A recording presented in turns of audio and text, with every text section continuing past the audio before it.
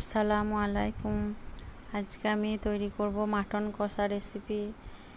তো আমি এখন রেসিপি বানিয়ে নিব। আমি এখানে নিয়েছি 500 গ্রাম মাটন, ভালোভাবে ধুয়ে পানিটা ঝরতে দিয়েছিলাম।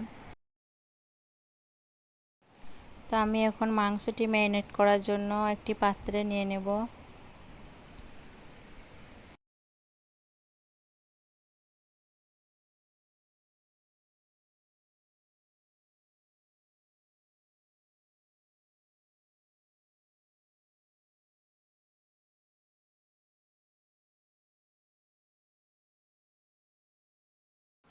দিয়ে দিলাম পরিমাণ মতো হলুদ গুঁড়ো,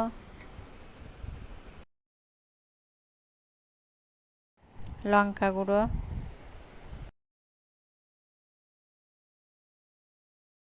নুন পরিমাণ মতো,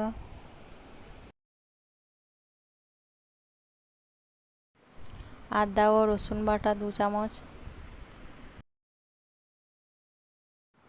আর দিচ্ছি ধনে, জিরে ও লঙ্কা একসঙ্গে বাটা। আমি এখানে বাটা মশলা ব্যবহার করেছি, কারণ বাটা মশলার রান্না বেশি স্বাদ হয়।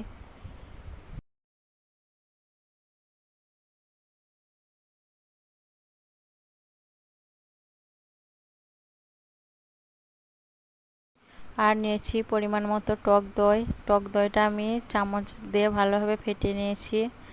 এখন দিয়ে দিলাম মাংসের মধ্যে, আর আমি ভালোভাবে সব কিছু হাত দিয়ে মাখিয়ে নেব।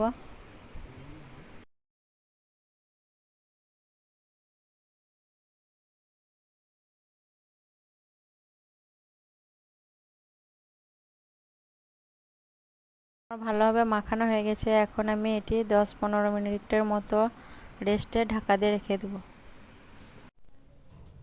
কড়াইয়ের মধ্যে দিয়ে দিচ্ছি সূর্যমুখী তেল, দিয়ে দিচ্ছি কয়েকটা দারচিনি, এলাচ আর লবঙ্গ, 2টি তেজপাতা টুকরো করে,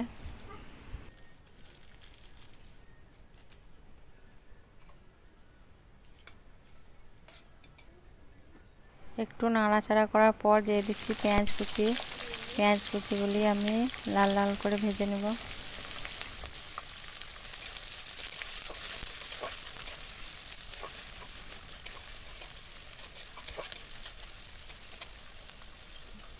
পেঁয়াজটা একটু নাড়াচাড়া করার পর দিয়ে দিচ্ছি সামান্য চিনি,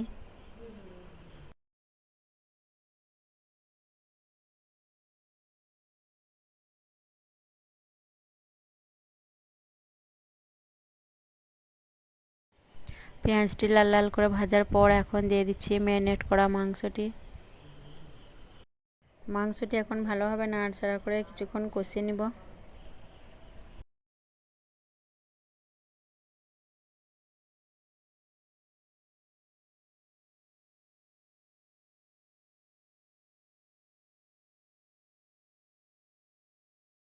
কিছুক্ষণ কষানোর পর এখন মাংস থেকে পানি ছেড়ে বেরিয়ে এসছে। এখন আমি ঢাকা দিয়ে কিছুক্ষণ রান্না করব।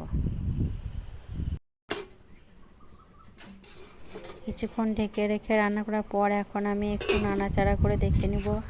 তো আমার রান্নাটি এখনও হয়নি, আর কিছু সময় লাগবে। আবারও আমি কিছুক্ষণ ঢাকা রেখে রান্না করে নেব। রান্নাটি হয়ে গেছে। আমি নামানোর আগে গাওয়া ঘি আর কাঁচা লঙ্কা দিয়ে দিচ্ছি সুন্দর ফ্লেভারের জন্য। আর আমার ঘি দেওয়া ভিডিওটি মিস হয়ে গেছে, ওঠেনি একটু মোবাইলের ডিস্টার্বের জন্য। আর এইভাবে মাংস রান্না করলে খুবই সুস্বাদু হয়, মাংসের কোনো গন্ধও থাকবে না, সবাই চেটেপুটে খাবে আর প্রশংসাও করবে। তো আমার ভিডিওগুলো যদি ভালো লাগে অবশ্যই লাইক কমেন্ট শেয়ার করবেন। সকলে ভালো থাকবেন। আর মেহমানদের জন্য এরকম রান্না বাড়িতে আপনারা করতে পারেন, সবাই প্রশংসা করবে খেয়ে। তো সবাই ভালো থাকবেন। আল্লাহ হাফিজ।